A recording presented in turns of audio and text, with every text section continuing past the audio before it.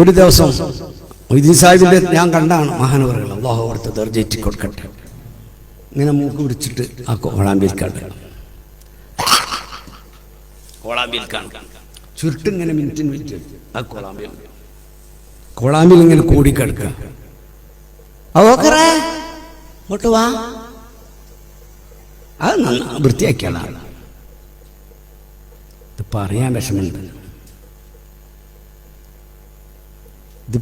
വിഷമുണ്ട്, ആടെ ഇരുന്നിട്ട് പുറത്ത് കൊണ്ടുപോയതല്ല, അങ്ങ് വൃത്തിയാക്കിയാ. ഇത് നമ്മളെ ശേഖുനെ ചെയ്തതാ, ഞാനൊന്നുമല്ല, ഇങ്ങനെ എത്തിയിട്ട് ഞാനൊന്നുമല്ല.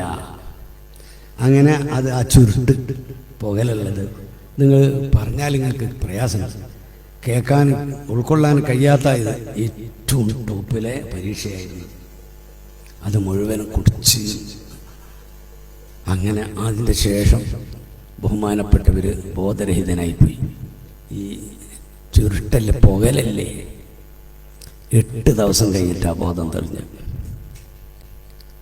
ഒരു ഗ്ലാസ് പാലെടുത്തെടുത്ത് കുടിക്കാൻ പറഞ്ഞു. അതിൻ്റെ ശേഷമാണ് ശൈഖുനയുടെ ഏറ്റവും വലിയ ഉയർച്ച. അവിടെ നിന്നാണ് ഏറ്റവും ഉയർന്നത്.